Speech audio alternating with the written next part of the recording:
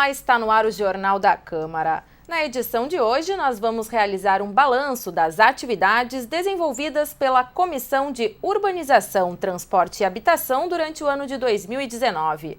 Para isso, nós recebemos hoje no estúdio o presidente dos trabalhos durante o ano de 2019, vereador Dr. Goulart, do PTB. Vereador, seja então muito bem-vindo ao Jornal da Câmara.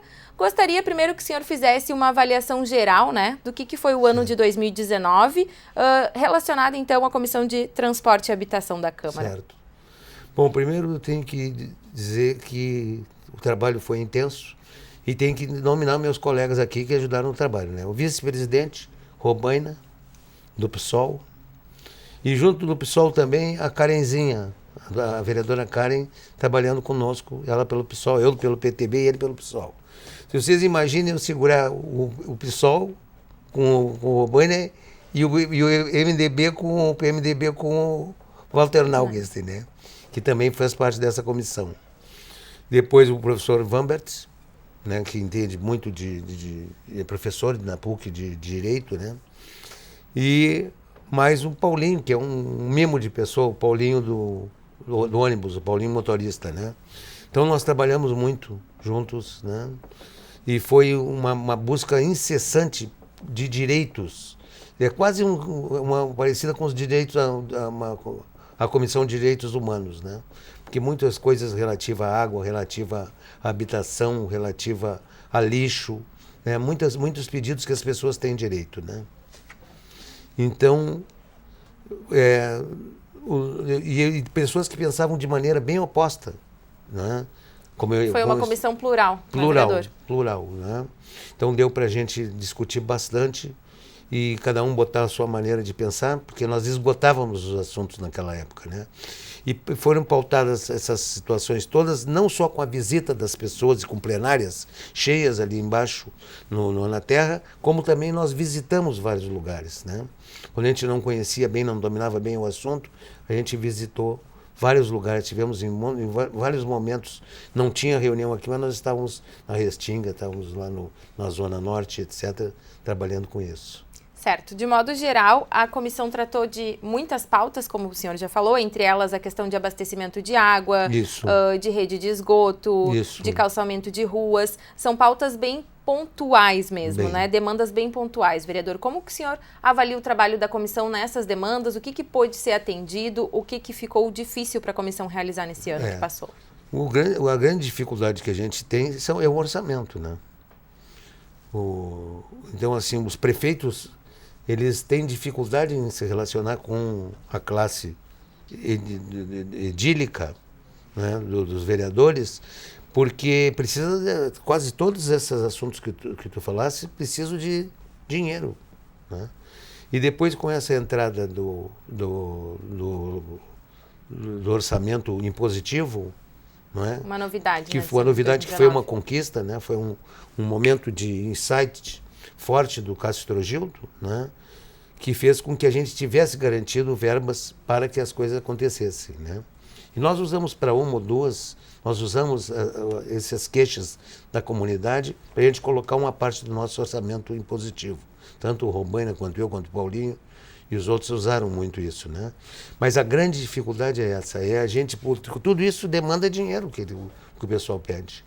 Calçamento, mexer por exemplo, mexer nas hidrovias, tinha que mexer lá embaixo, de cavar areia para poder o calado dos barcos obedecerem uma rota, coisa que a gente nem sabe que isso acontecia, nem eu como vereador sabia, mas e o dinheiro, Então é meio complicado. Então nós conseguimos encaminhar muitas coisas, outras transformar em leis, coisas que nós queríamos que acontecesse.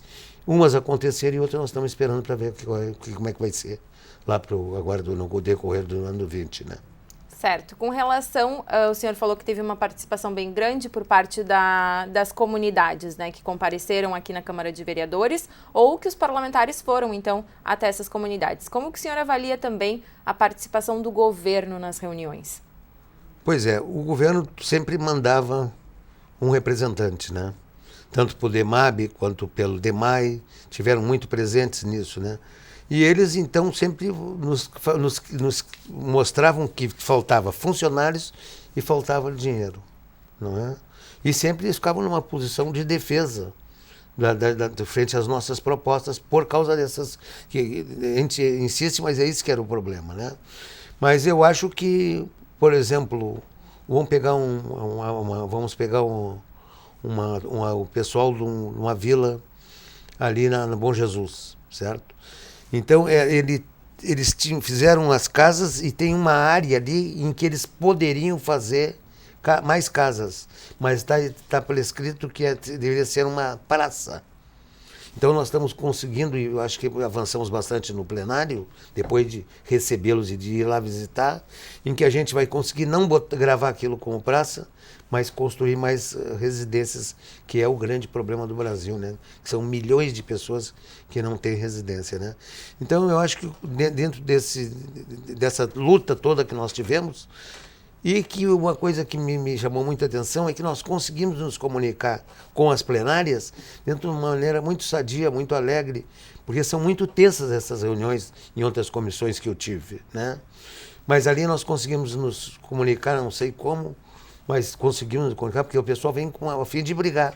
E nós, para conseguir atingir os objetivos, mostrávamos desde o início que não tem que brigar. Nós tínhamos que ser parceiros. Eles por necessidade e nós por querer resolver, não é? Com relação às políticas, né? O senhor falou aí da questão da moradia, que é um problema não só na cidade de Porto Alegre, mas em todo o país. Como pensar soluções, né, para esses problemas que chegam até a CUTAB a longo prazo? Bom, eu imagino que tem o seguinte, que uma grande solução que aconteceu foi o Minha Casa Minha Vida, certo? Daqui a pouco desapareceu o Minha Casa Minha Vida, não é? A gente não vê mais acontecer essas...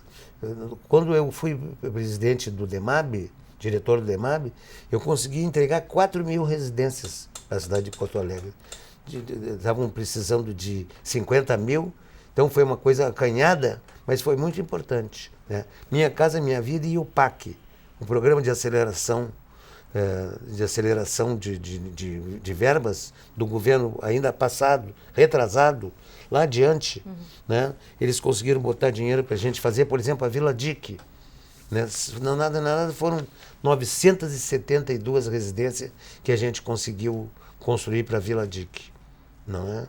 E então, Minha Casa Minha Vida e a Aceleração do Crescimento, que é o PAC, foram programas anteriores que poderiam ser reeditados, porque senão nós não vamos continuar devendo casa para a nossa população.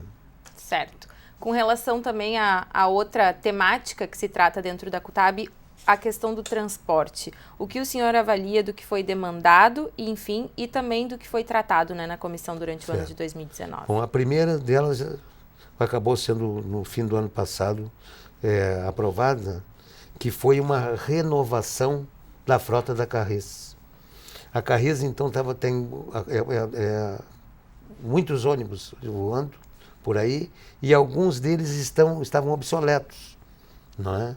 Então a gente conseguiu aprovar uma verba proposta pelo governo do município de 40 milhões para que se melhorasse o ar-condicionado, se melhorasse a frota, a capacidade dos ônibus. Então isso foi um adianto, não é? Então acho que a população ganhou com isso. E a outra são as hidrovias, né? As hidrovias, elas se comportam de duas maneiras. Ou a gente tem a viagem tipo ônibus entre Guaíba e Porto Alegre, que é o catamarã, certo? Que a gente até agora, passados esses anos, não conseguiu pessoas interessadas. Tem uma ou duas vias de catamarã que faz essa travessia do Rio Guaíba. E nós procuramos até o fim do ano passado para ver se a gente conseguia outros interessados. Não aparecem interessados para botar frotas tipo ônibus, ligando a Zona Sul à Zona Norte, não é? Tem alguma coisa entre Guaíba e Porto Alegre, mas não tem como a gente estava precisando. E outras coisas são as viagens tipo turismo, que existe um que outro interessado, parece que existem 5 selos até agora de turismo, aquaturismo, e que mais do que esses 5 não se interessaram ainda, que seriam visitas até a Lagoa dos Patos, né? Essas coisas bonitas que o Cisne Branco faz. Sim, exploração do turismo náutico. Isso. Né? Então nós encaminhamos isso e estamos esperando os interessados, não é? Então, quanta coisa tem de mobilidade para acontecer, né? E com essa orla agora fervendo aí, tão bonita como está, não se esperava que fosse.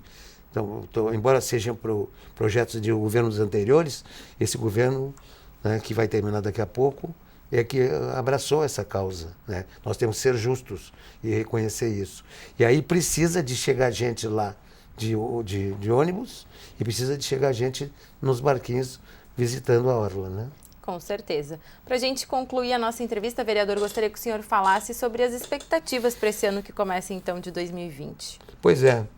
Tocou para mim novamente a comissão da COTAB, né? Então quer dizer que eu tenho obrigação de cobrar as coisas que ficaram para trás, porque eu já venho, é o 3º ano que eu vou participar da COTAB, né?